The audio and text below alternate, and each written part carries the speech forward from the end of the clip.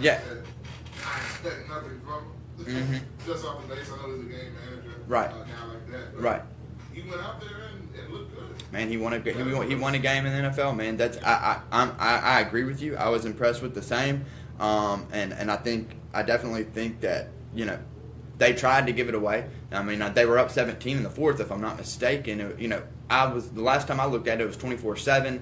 I turned the game back on, and Rivers, I think, started doing his thing, if I'm not mistaken. It was 24-21, and they were getting ready to kick a field goal, and Denver came up with a huge block, to win the game 24-21. As far as the Minnesota-New Orleans game, it was such a late kickoff. Or I'm sorry.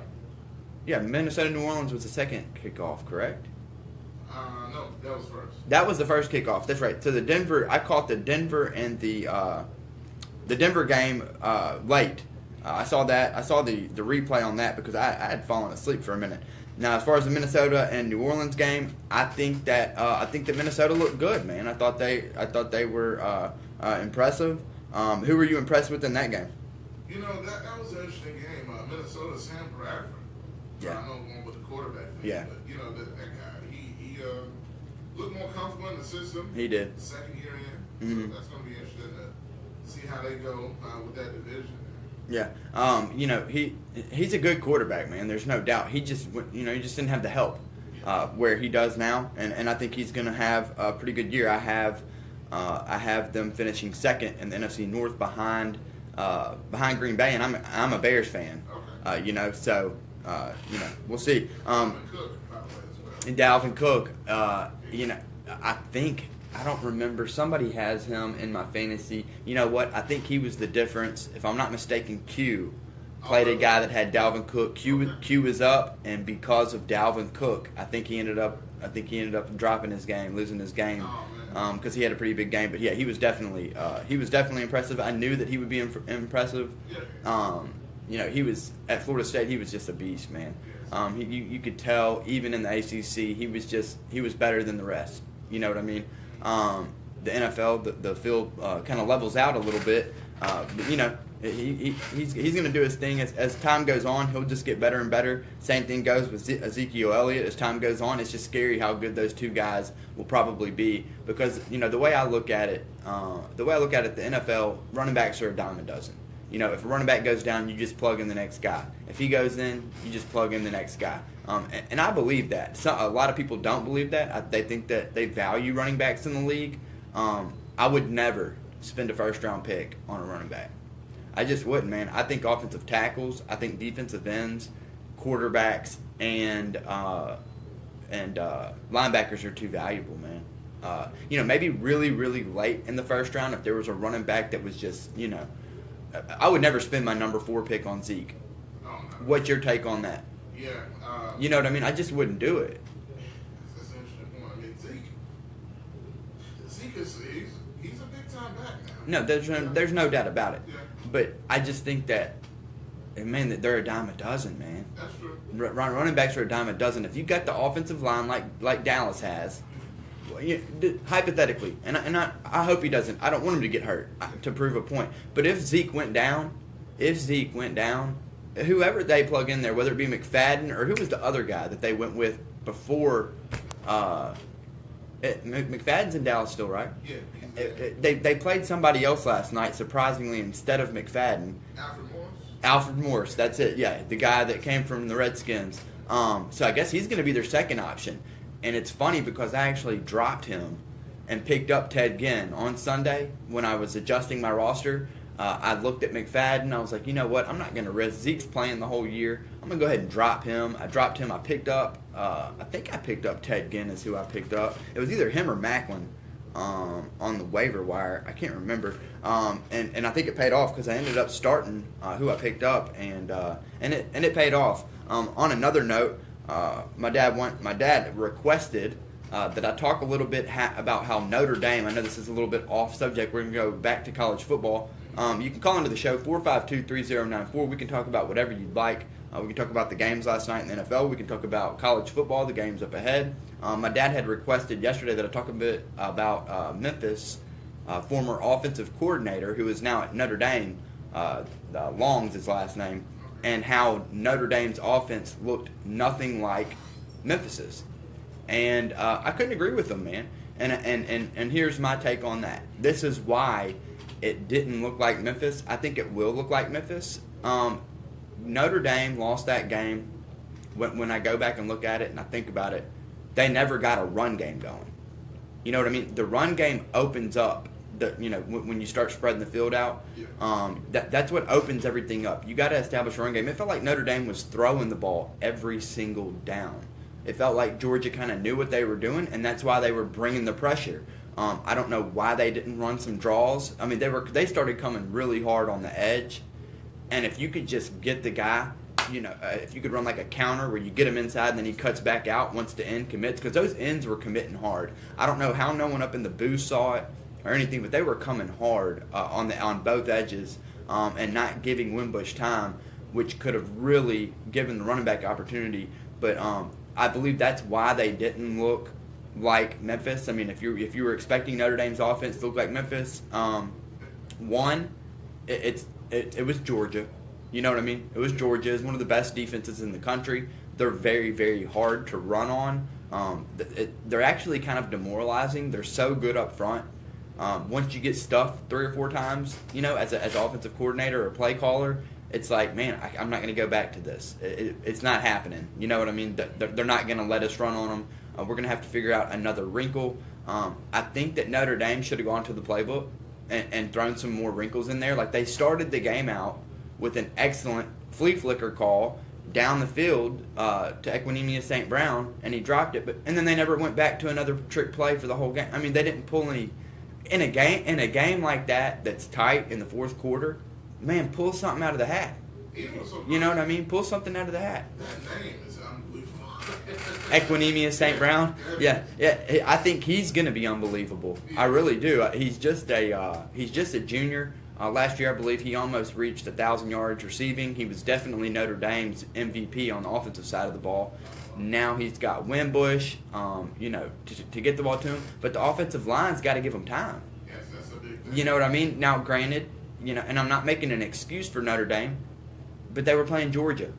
You know what I mean? Georgia's not going to give many quarterbacks time at the end of the day. Georgia is not going to give too many opposing quarterbacks, time to throw the ball. So, I think that they should have pulled, a rabbit out of the hat, man. I thought they should have pulled a trick back. If you open the game with one, why not throw another one in there? I mean, I felt like Notre Dame was very, very, very predictable. I won't say that they were vanilla, but I'll say that you could kind of predict what they were going to do.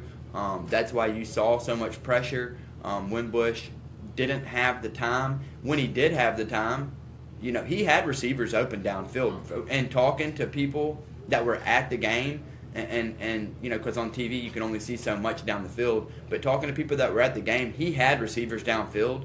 He was just either in a position where he was running away from where the receiver was going to where he couldn't throw across his body. And look, when it comes to that, I would rather him either take the sack or throw it away than try to throw across the field or across his body and make a mistake.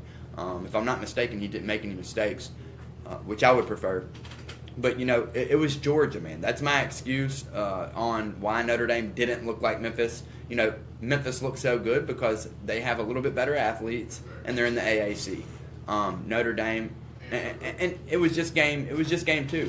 You know what I mean? It was just game 2 for Notre Dame. They did look like Memphis against Temple. They got the ground game going. Wimbush, I think, had 12 rushes for 106 yards. Then they went to the ground, I think, another 30 times, and they ran on what was really a top 10 defense last year. I know Temple went, I think, 10-4 last year, 10-3 in the regular season, with their only losses coming at Penn State, I believe. I think they lost to Penn State. They lost to Navy, if I'm not mistaken. And then they lost a game they shouldn't have to Wake Forest. And then they lost in their bowl game. But Temple was one of the top 10 defenses in the country, and Notre Dame lit them up for 49.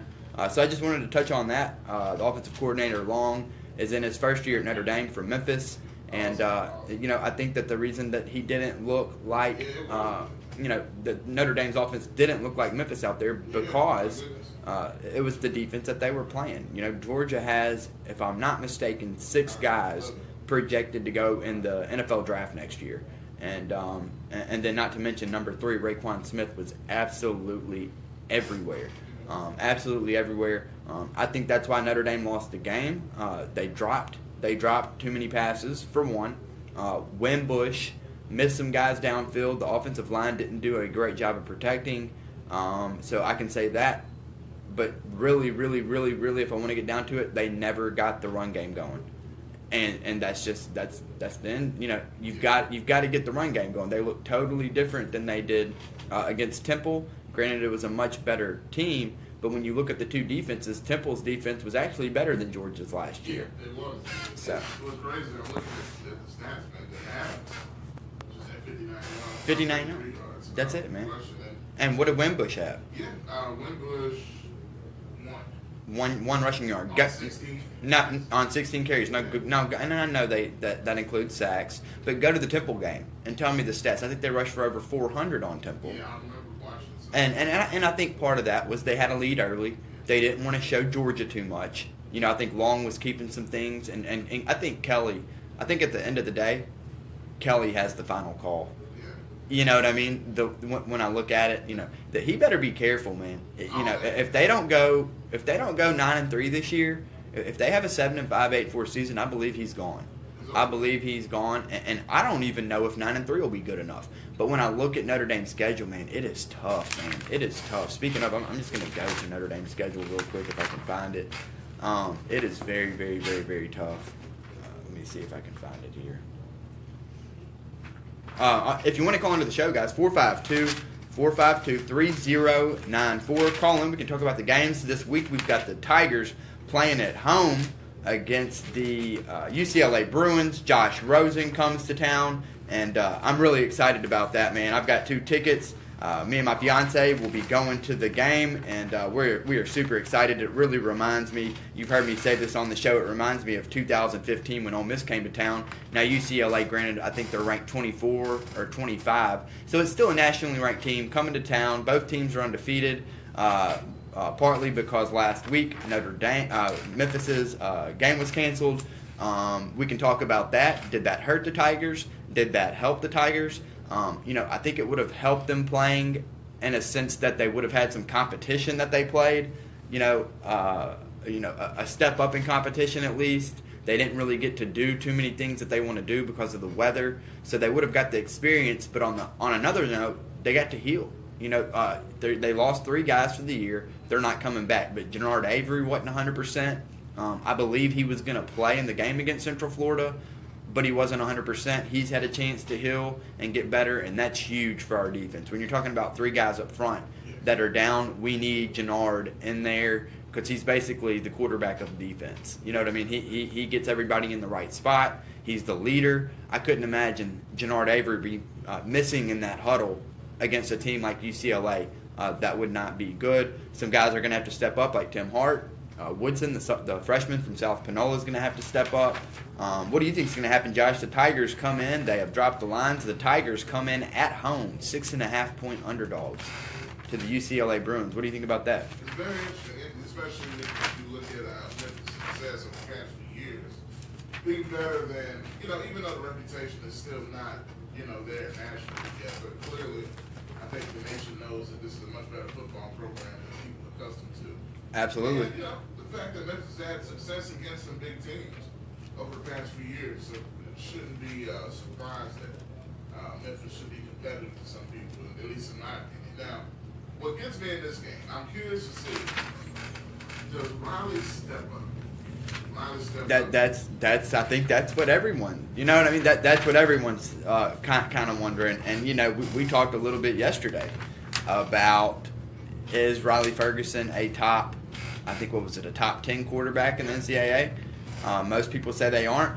The article that I pulled up that I was looking at, because it's kind of hard to gauge, man. He's just going into his 2nd year. I actually found out, I thought he was a sophomore all this time. He's a junior. He did spend a year at a junior college school. I think he came from Coffeyville, if I'm not mistaken. community college. And, I think this year he's definitely going to have a breakout year. The weather, if you look at his numbers from game one, you can't gauge that off of anything because the weather definitely played a role. He's definitely, without a doubt, got the backfield to help him out. He's definitely got an offensive line, and he's definitely got the wide receivers to have an absolutely huge season. As a matter of fact, he broke Paxton Lynch's record as far as touchdowns in a season, I think last year by 4 touchdowns. I think he threw for 32 touchdowns, if I'm not mistaken. And Paxton's best year under center was 28. So will the guy be a pro? With numbers like that as a sophomore, I believe he will. Do I think he'll go to the league early, which is a question that Carl mentioned yesterday? I do not. I think he will. I think it would be wise of him, no matter how big of a year that he has, I think it would be wise of him to come back for his senior year. He's got some sophomores that will be coming up and making a name for themselves this year. So he will have the guys that are returning. Three of the four running backs are sophomores, which is super impressive. Tony Pollard, Henderson, and Patrick Taylor are all sophomores. So he only loses Dorland Dorcius in the backfield. So I think it would be wise of him to come back and play his senior year. Call into the show, guys, 452-3094. We can talk a little Tigers. We can talk a little NFL. I was trying to find Notre Dame. I've got my notes, my magazine that I refer to, and I can't find the Independents. We'll go on the break, and when we get back, we'll talk about more college football, more NFL football. Feel free to call into the show, 452-3094.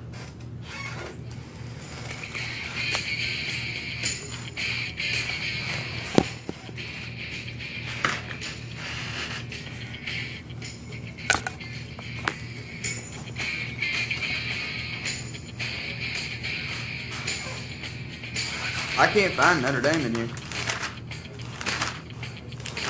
They do have a tough schedule, man.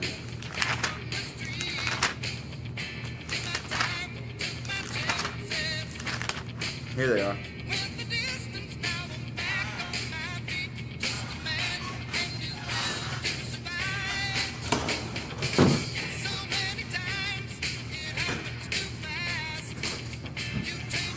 Oh, yeah, that's much better.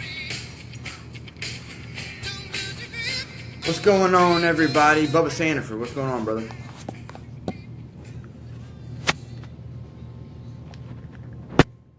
TJ Addis, what's going on? Dana Dowdy, what's going on? Hey, baby. Susan Day, always in here supporting me. Thank you. Hey, were we having a little trouble with picking it up? At the beginning, it was saying that it was searching or something. Anthony McClanahan, what's going on, brother? Thank you so much, Susan, for sharing. I really appreciate your support. You're always in here supporting me. You don't understand that, really. I mean that. Your hair looks great, too, by the way, Susan. It really does. It looks really, really good. You look great. Proud of you. Leo Martinez, what's going on? Q, what's going on? Karen Phelps Marino, what's going on? Cuz. Yeah, I must have been having some trouble. Laugh out loud, we're moving. Oh, hey, are you talking to Bubba? Pick anything up. There, he just came back. I froze for a minute. Yeah. I think the weather. It's the weather. Yeah. Because they will do that. I'm back. Okay, good deal. Hopefully everything will, work out.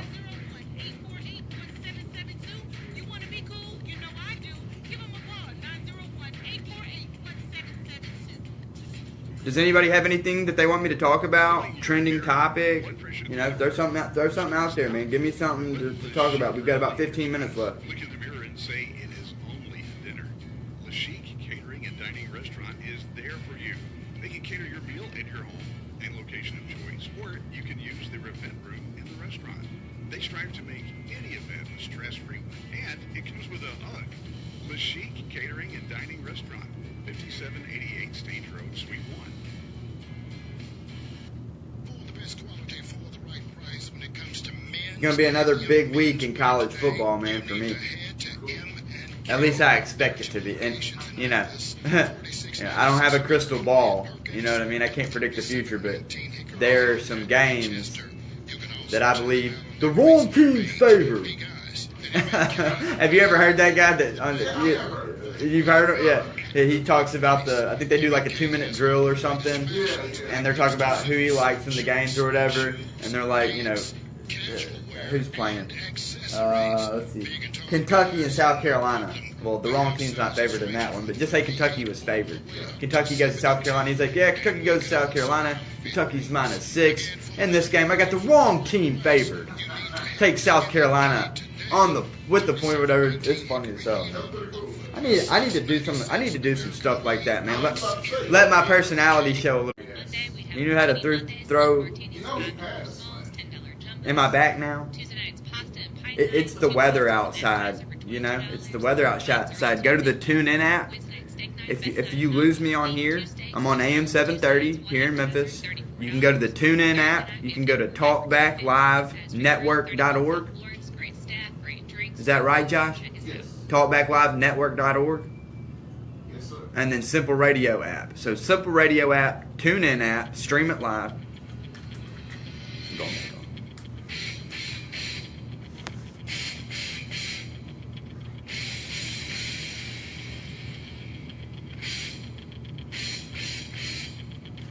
Hey, what's going on, everybody? Andrew Vanelli, Sports Hour with Ace. I'm your host, Andrew Vanelli.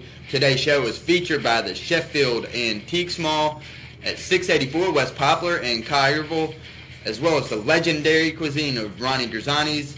Also available lunch Monday through Saturday, and fine dining every Thursday through Saturday. Sheffield Antiques is a totally unique experience where the past meets the present. You can call 901-853-7822, 901-853-7822, and ask any questions, or go to www.sheffields-antiques.com. Sheffield's Antique Mall, 684 West Poplar, where Poplar Avenue or Highway 57 meets 72 in Collierville. Go out, do shopping, shop while you eat, and we look forward to seeing you. I will be there. I work at Ronnie Grisani's, as a matter of fact, so if you want to see me, you can come see me there, and I will be glad to serve you. Josh, we were talking a little bit about some college football, a little bit about some NFL football, and I was going into break looking for Notre Dame's schedule, because I was saying Brian Kelly will be gone this year if he has another 7-5, 8-4 year. We were talking about the potential coaching carousel in the SEC when Carl called in yesterday. Feel free to call into the show, guys, 901-452-3094. 452-3094. Feel free to call into the show. Notre Dame, the rest of their season looks like this. So they've played Temple and Georgia at home. They go to Boston College and to Michigan State. They come home and play Miami of Ohio before going on the road, and this is the gauntlet, before going on the road at North Carolina, USC, and we're talking about the Southern Cal Trojans, not South Carolina, USC at home, NC State at home, Wake Forest. Then they go down to Miami, Navy at home, and then at Stanford. That's gonna be tough, man. Not with the loss. I'm looking at Stanford. I'm looking at Miami. I'm looking at North Carolina, and I'm looking. These two games, coming up at BC and at Michigan State. Should we go in and win those two games? Absolutely, without a doubt. Boston College, man, always the history of the rivalry. Do we have the better players? There's no excuse we shouldn't lose to them, but Boston College, how many times, and Michigan State too, how many times have they beat Notre Dame in the past, as long as I've been alive, when they shouldn't have? Yes. Man, it's happened numerous times. And I was thinking, man, this is the time, even though, like you said, rivalries are something different, but Right. When Michigan State is down, like they are now, Yeah. They're usually not, yet most years you at least hear something about it. What happened? I don't know. I don't understand what happened. Yeah, I don't understand what happened, man. I mean, we're talking about a team that was year in, year out, in the discussion, in the Big Ten. Absolutely. And they're just, They just disappear. I didn't see them on TV the last 2 weeks. No one's talking about them. There's no expectations. I haven't even thought about them, to be honest. And we're talking about Michigan State, man. We're talking about Sparty. Coach D'Antonio. D'Antonio came from Louisville, right? Yeah.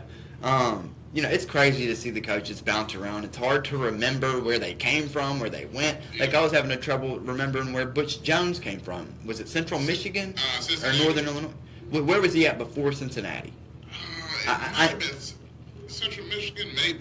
I knew he came to Tennessee from Cincinnati. I knew that much. But I'm trying to remember the MAC school. It was like Miami of Ohio or Northern Illinois or Central Michigan. Anyways, that's irrelevant. Bush Jones is gone at the end of the year, 6-6, 2-6. Notre Dame's schedule looks really tough. When I look at it, man, 9-3.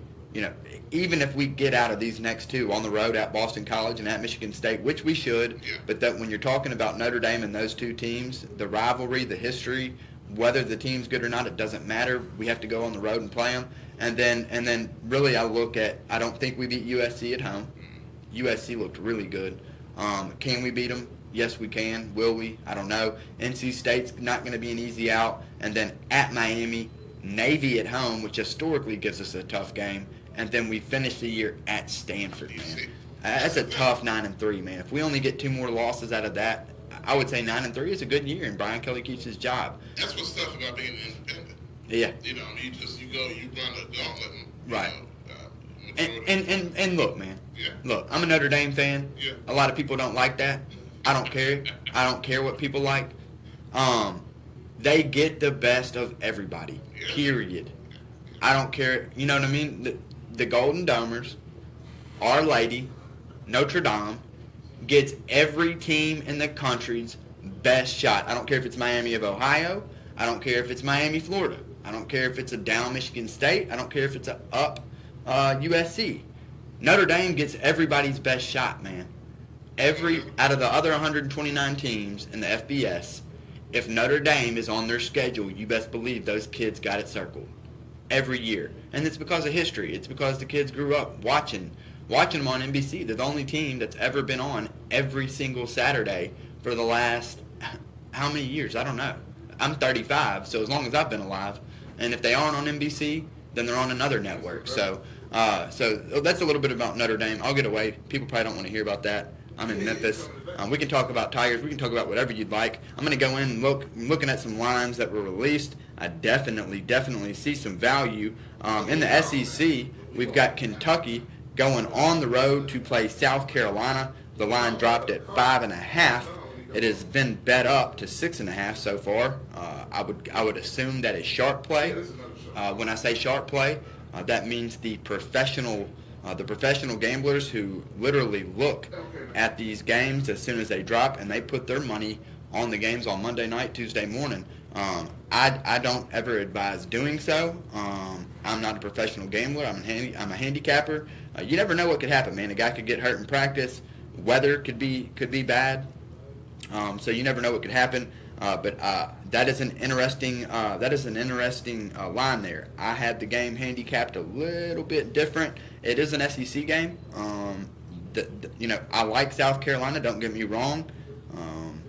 I really do. I think they're going to be good the first half of the season, and then I think the second half they'll be down. But I think that Kentucky, I think it's going to be a good game. I think it'll come down to a field goal. Let's see here. And I also think it'll be a high-scoring game. The total on that game is 51. 51 is the total. South Carolina, Kentucky. I could see that. It's an interesting match. Could see that going high over. Yeah, it's in South Carolina. Man, look, it's at Williams-Brice Stadium. Let's see if it's a night game. Yeah, it's at Williams-Brice Stadium at night, man. Kentucky's not going to Williams-Brice and beating them. No, not with the quarterback they got. And I don't know if you've seen Deebo Samuel play. Have you seen him play yet? I haven't seen him yet, man. Deebo Samuel. Remember the name. Deebo Samuel. I said he's the best wide receiver in the SEC. And guess what everybody else said? Andrew, you're crazy. I don't even know who you're talking about. You're saying he's the best wide receiver in the SEC? Hey, watch. Yeah. Watch what I say. Deebo Samuel, if you haven't heard of him, I advise you check him out. He's got a quarterback that can get it in his hands, and once the ball is in his hands in open field, look out, man. The dude is a beast. He knows how to make people miss. He's real. Man, who does he remind me of? He's not as small as Hines Ward. You know who he reminds me of? Anthony Miller. He's just a nasty runner, man. You know, he runs mean. Yeah. You know what I mean? Yeah. And he can make people miss. And if you're gonna hit him, if you're gonna go head on with him, you're gonna take a lick back. You know what I mean? He'll drop his head. He's really good though. So that'll be an interesting game. Penn State, it's got the juggernaut of Georgia State coming in. to Happy Valley. 38.5 is the line on that. I would never lay that many points. I don't care who they're playing. Georgia State, it doesn't matter. An interesting game that I like, just because Air Force plays that unorthodox style, they go into Michigan. And it's going to be interesting to see how Michigan stops that option. Michigan comes in as a 27-point favorite. I have that game handicapped way off, just like the Cincinnati game last week. They were favored by 34.5. They ended up winning by 22. I don't want to say too much because I'm seeking clients, but I'll just say that I handicapped that game way off of the posted total, or the posted spread of 27.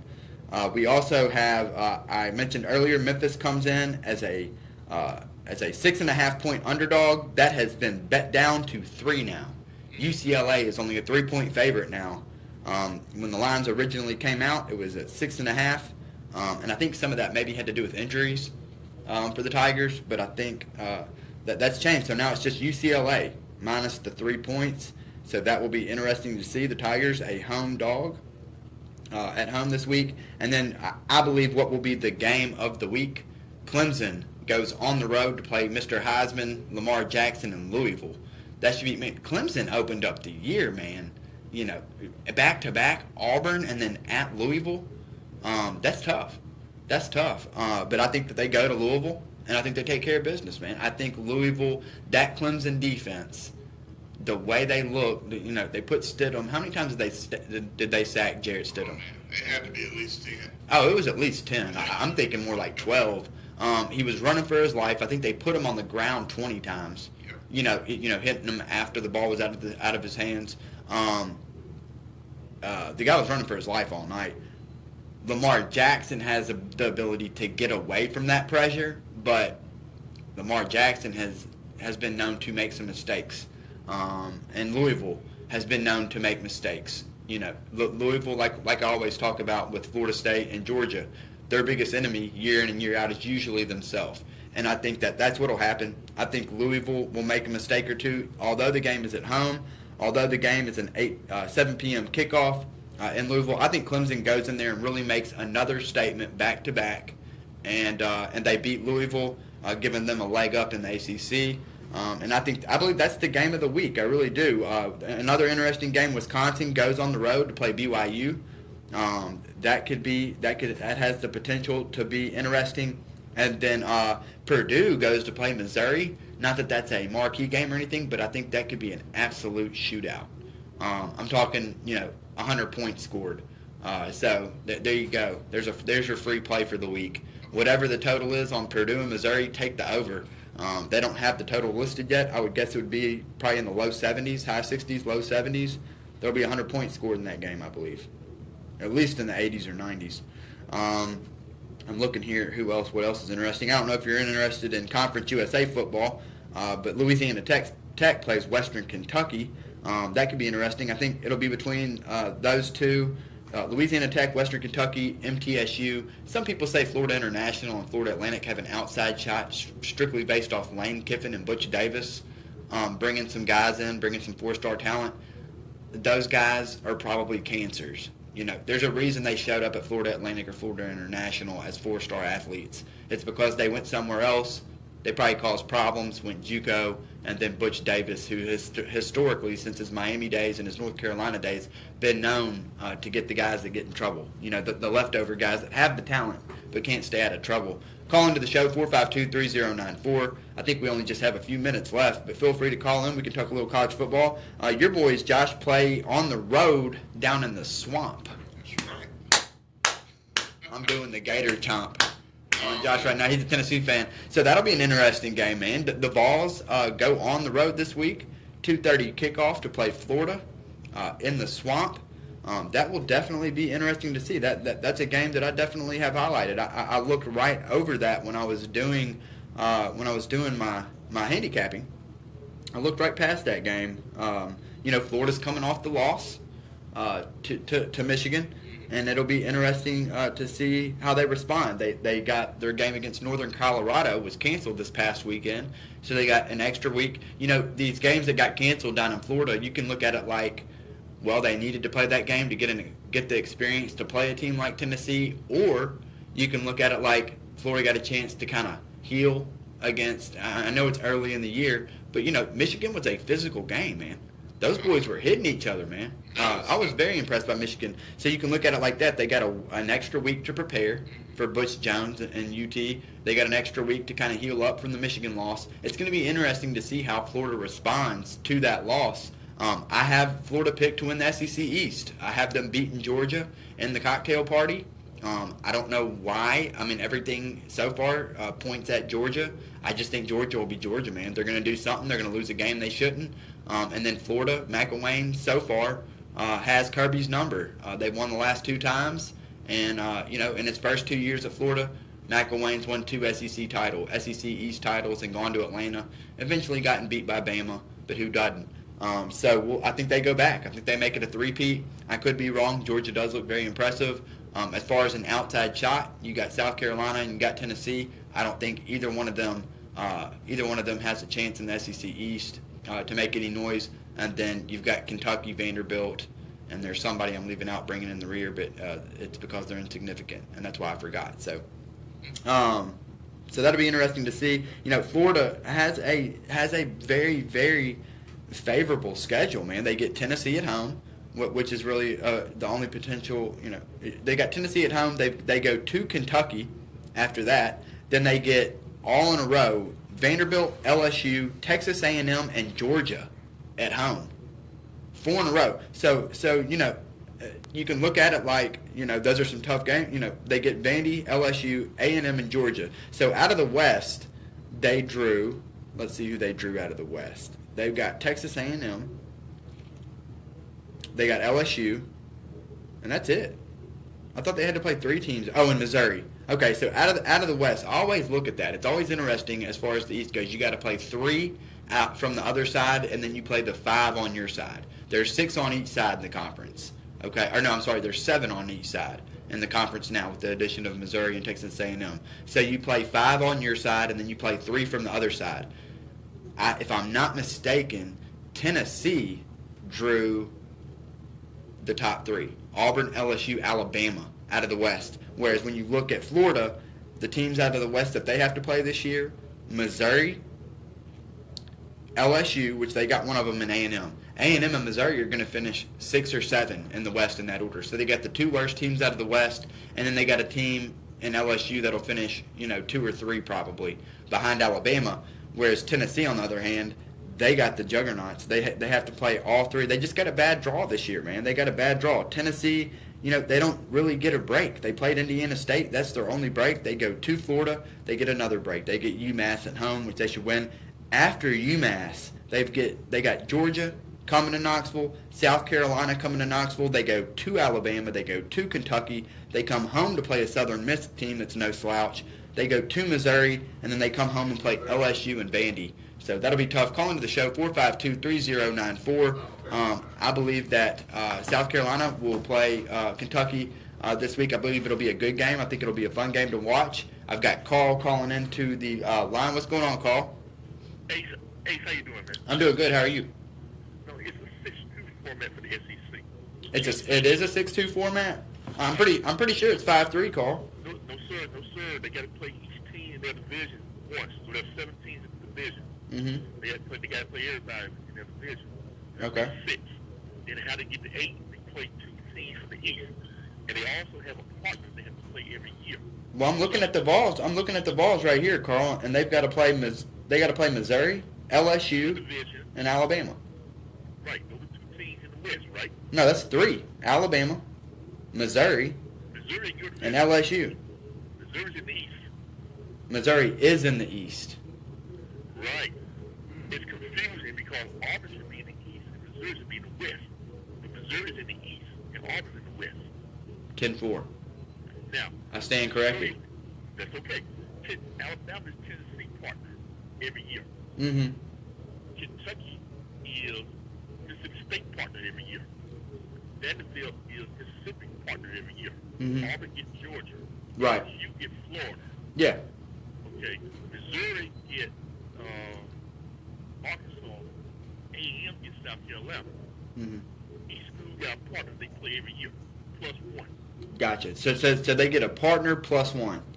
Right. Hey, Carl, thank you, man. Thank you for sharing that with us, man, because I was it was confusing me. I thought they had to play 5 out of their side and then 3 from the other, because I could have sworn that there was a team, if I'm not mistaken, there was a team that when I was looking at everything, they had to play 3. They got a really bad draw. They ended up having to play Alabama, LSU, and Auburn. We talked about it on the podcast, on Quentin Bailey's podcast, where it's queued up. It's on the OAM network. You can get it on Stitcher.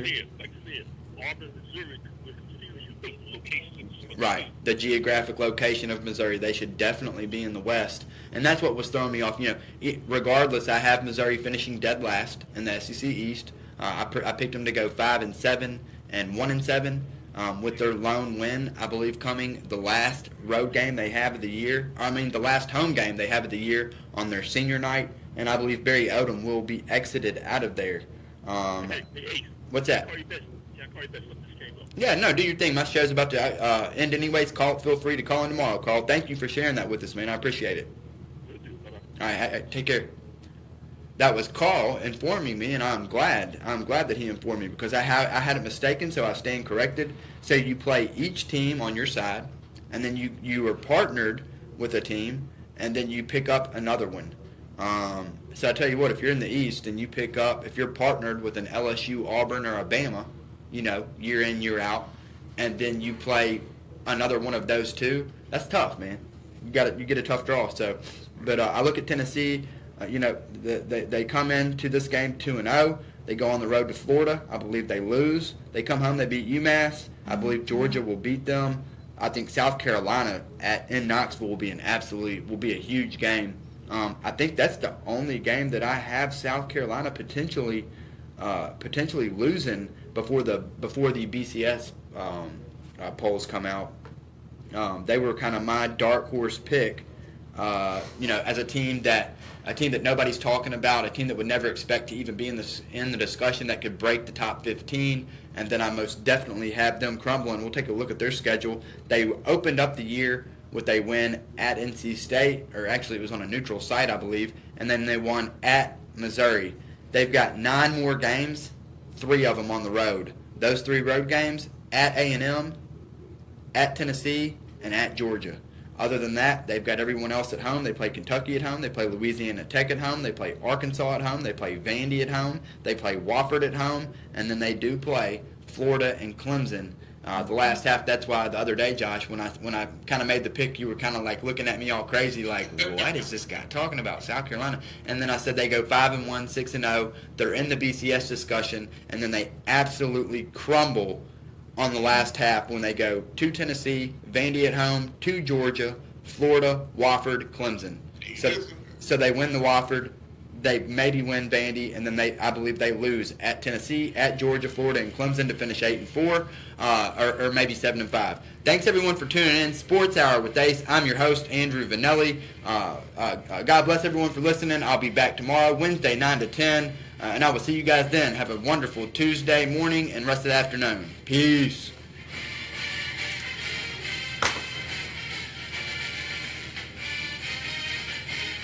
Go Tigers, go!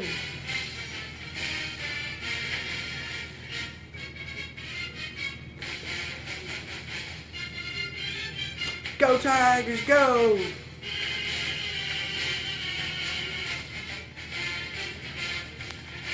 I love it, man. I love the outro music. Saturday will be Amanda.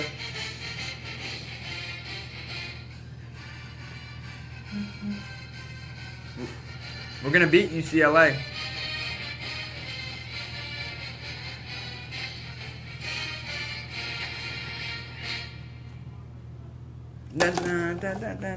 Time to go to commercial. Thanks everyone for watching. Let's see what we got. Who do we got in here? Let me get some shout outs.